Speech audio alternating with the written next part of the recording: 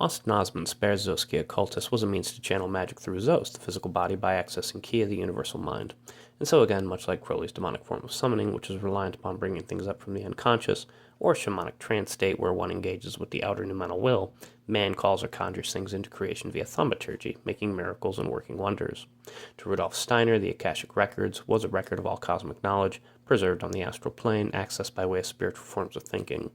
Much like how Jungian archetypes exist outside of one's conscious aspects of their own ego, it is this collective and unconscious symbology via the association of signs and symbols that ends up producing certain patterns in the behaviors of human beings. Akashic, of course, comes from the Sanskrit word for ether, and we know how the ether is the fifth element or quintessence in alchemy, linking that which is above with that which is below.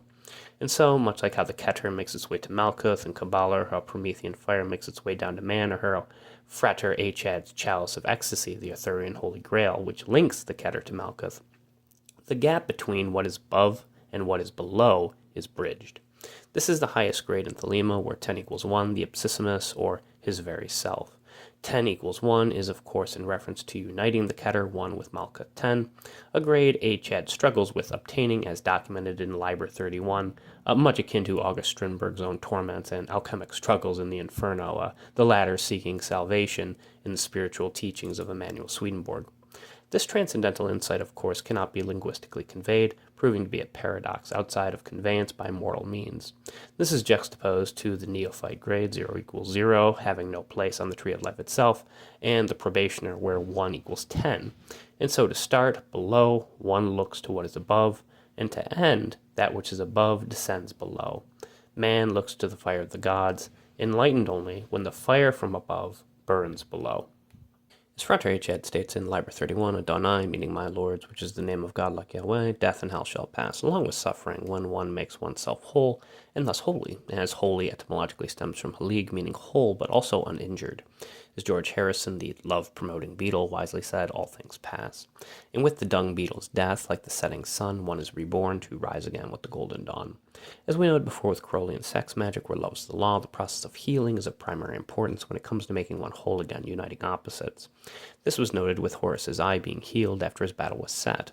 The aspect of healing is noted by the serpent as well, notably by the staff of Asclepius. Dreams were also of primary importance in terms of healing long before Freud or Jung. In the cult of Asclepius, there is a process known as incubation, whereby sleeping in a sanctuary, one could access the divine via their dreams, offered otherworldly insight. Asclepius was, of course, linked to Hermes and Mercury via their dialogue in the Corpus Hermeticum. Hermes' own Caudasus staff is often mistaken by many, including the American Medical Association itself, for the staff of Asclepius.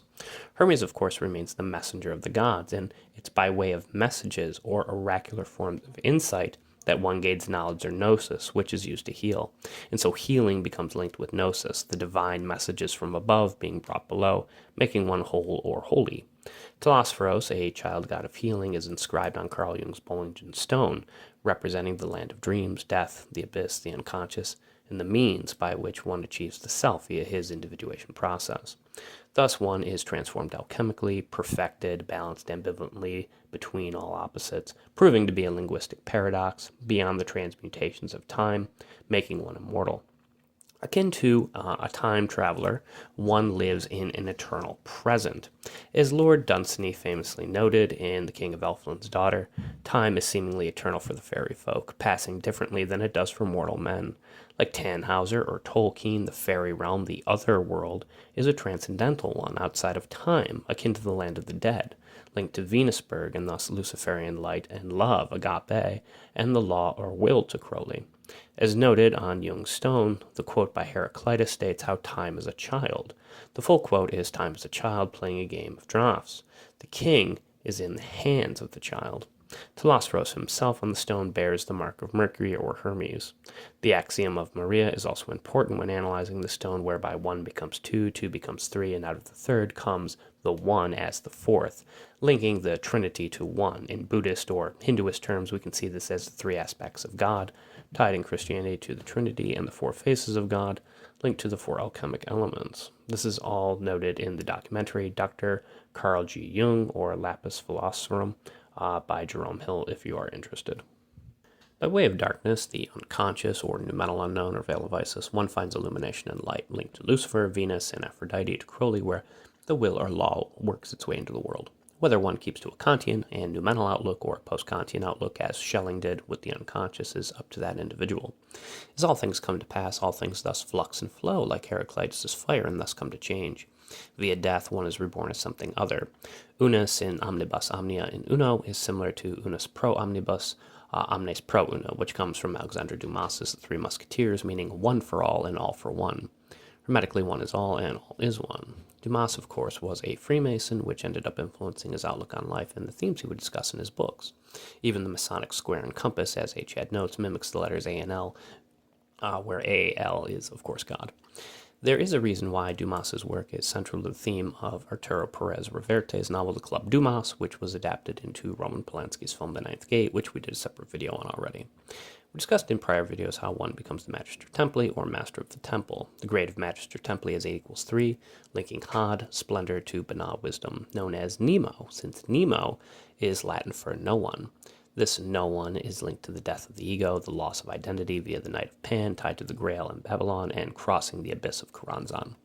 One could make a Finding Nemo joke here, I suppose, if one wished, but I find Jules Verne's captain, who is named after the false name Ulysses, gives the one-eyed Cyclops, Polyphemus, Utis, meaning no one. It's far more fitting, as both Ulysses and Nemo are wanderers, delving either into the depths of the oceanic unconscious or the underworld of Hades itself, transformed and alchemically altered by their experiences. With the loss of identity, we get endless pluralities and multiplicities noted in the refraction of white light inside a prism, producing a rainbow where all colors equal one white light. This light and rainbow is linked to Luciferian illumination, where Lucifer is the light bringer, the golden dawn of the Hermetic order itself.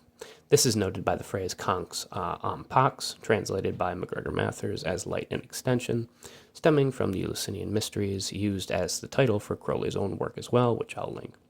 All is linked to one as well as none via 210, the Night of Pan, where the none becomes one and all.